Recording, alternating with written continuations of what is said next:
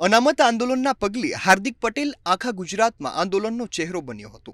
ફક્ત હાર્દિક પટેલ જ નહીં, તેના આંદોલનના સાથીદારો અને તેમની સમિતિ પાસ જાણે આખું ગુજરાત ગજવતી હતી। તેના પડઘા આખા દેશમાં પડતા હતા। આજે આંદોલન સમેટાઈ ગયું ત્યારે આંદોલનના એક સમયના સાથીદારો હવે એકબીજાના રાજકીય હરીફ બની ગયા છે। આજે હાર્દિક પટેલ અને વરુણ પટેલ ભાજપમાં છે તો આ જ આંદોલનનો જાણીતો અને અન્ય એક ચહેરો રેશમા પટેલ આમ આદમી પાર્ટીમાં છે। પાટીદાર અનામત આંદોલનમાં હાર્દિકની સાથે સાથે જાણીતા ચહેરા તરીકે ઉભરી આવેલા રેશમા પટેલે હાર્દિક પટેલને લઈ સ્ફોટક દાવો કર્યો છે।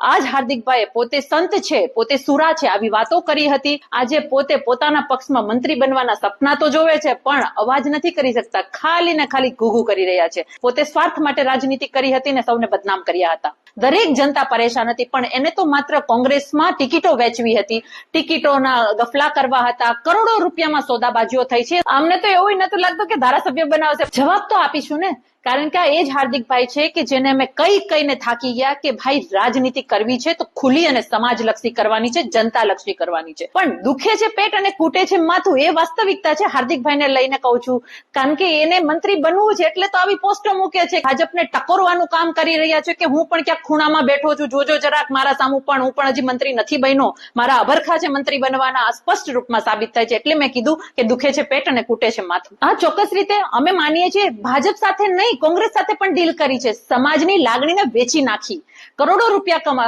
છાપી નાખ્યા, ટિકિટો વેચી નાખી, ઘણું બધું થયું છે અને અમે આ વસ્તુ 2017માં બોલી ચૂક્યા છીએ। હાર્દિક પટેલે પાટીદાર અનામત આંદોલનમાં કોંગ્રેસને કરોડો રૂપિયામાં વેચી દીધું હોવાનો સ્ફોટક દાવો તેમણે કર્યો છે।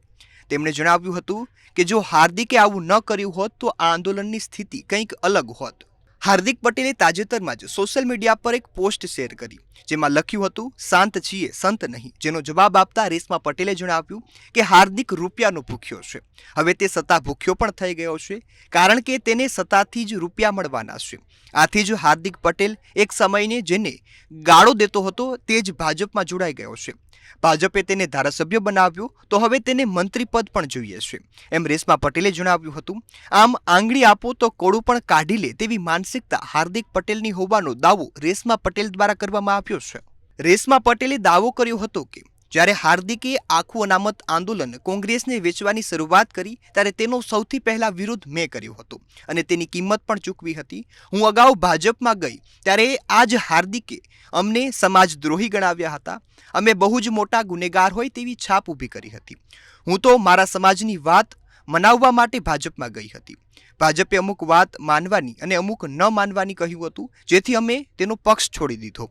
ભાજપમાં પણ અમે એટલા માટે ગયા હતા કેમ કે કોંગ્રેસે અમારી બધી જ વાત માનવાનો ઇનકાર કર્યો હતો, જ્યારે ભાજપે અમુક વાત માનવાની તૈયારી દાખવી। અમને એમ હતું કે વહેલા કે મોડા બધી માંગણી સ્વીકારી લેશે, પરંતુ આવું શક્ય ન બન્યું, જેના કારણે અમે ભાજપ છોડી દીધું। તમને મોટા ભાઈ જવાબ દઈ દઉં, ભાજપ અરે ભાઈ કૌભાંડીઓ તમારા ભાજપના રાજમાં છૂટી જાય છે, એના કાટલા પકડો ને એને સવાલ પૂછો, એને સવાલ પૂછવાની તેવડ નથી અને આવી ભાજપ કોંગ્રેસની કપલીનું બેઠી બેઠી ખાલી પીન મારવાનું કામ કરે છે। આ ભાઈ જવાબ દઈ દઉં તમને, એ બધા જવાબ ઈ ભાઈ જોતા હશે એટલે આપશો આપણે। ભાજપ કોંગ્રેસની સેટિંગ વાળી રાજનીતિ તમારી સામે આવી કે ચૈતરભાઈને જેલમાં પૂરી દીધા ખોટા કેસમાં, યાર એક ગ્લાસ મારવાના, અરે ભાઈ કૌભાંડીઓ તમારા ભાજપના રાજમાં છૂટી જાય છે, એના કાટલા પકડો ને એને સવાલ પૂછો, એને સવાલ પૂછવાની તેવડ નથી અને આવી ભાજપ કોંગ્રેસની કપલીનું બેઠી બેઠી ખાલી પીન મારવાનું કામ કરે છે। આ યાદ રાખજો, સવાલ પૂછતા પહેલા મેદાનમાં આવો અને જંગે ચડો પછી સવાલ પૂછજો। બેઠા બેઠા વોટ્સએપ યુનિવર્સિટીમાં માત્ર 2 જણાને ખાલી ખોટાને ગાયડું દેવાથી તમારી ક્રાંતિ નહીં થાય મોટા ભાઈ। ભાજપને સવાલ પૂછતા શીખો પેલા, પછી વાતું કરો એટલે બેસીને।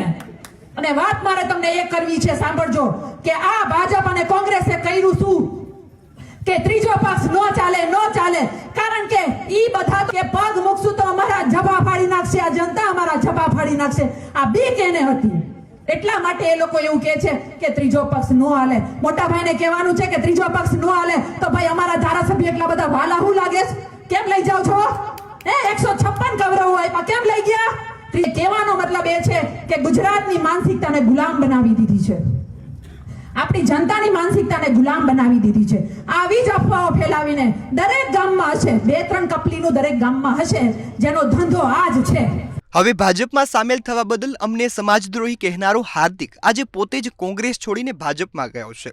અમે સિદ્ધાંતોમાં માનનારા છીએ, જ્યારે હાર્દિક પટેલને તો કોઈ સિદ્ધાંત જ નથી. તે એન કેન પ્રકારે કામ કરવા ટેવાયેલો છે. આ અગાઉ પણ અમે હાર્દિકને આંદોલનનો ચહેરો બનાવ્યો, ત્યારે અમે આ કામ પોતે જ કરી શકતા હતા, પરંતુ અમે તેને આંદોલનના ચહેરા તરીકે આગળ કર્યો.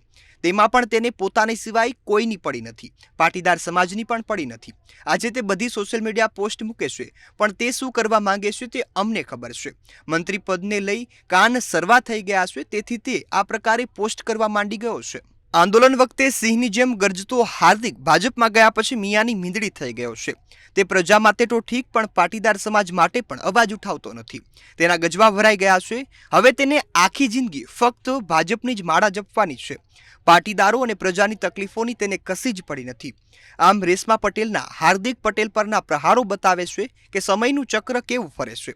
એક સમયે અનામત આંદોલનમાં ખંભે ખંભા મિલાવીને નિસ્વાર્થ ભાવે પ્રજા માટે લડતા આ આંદોલનકારીઓ હવે આંદોલનને સાઈડમાં મૂકી અને ફક્ત સત્તા લોલુપતા અને વેમનચયની એક મિસાલ બની ગયા છે. એક પ્રજાકીય આંદોલનમાંથી નીકળેલા સ્વચ્છ ચહેરા આજે પીઢ રાજકારણીઓને પણ ભૂલાવી દે તેવા ખેપાની બની ગયા છે. ક્યાં અનામત આંદોલનમાં પ્રજા માટે લડતા આ હાર્દિક અને રેશમા પટેલ, તેની સામે ક્યાં આજે તેમની વચ્ચે ચાલતું રીતસરનું શબ્દ યુદ્ધ.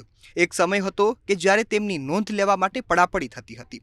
આજે પરિસ્થિતિ એવી વિપરીત થઈ છે કે તેમણે પોતાની નોંધ લેવડાવવા માટે પડાપડી કરવી પડે છે.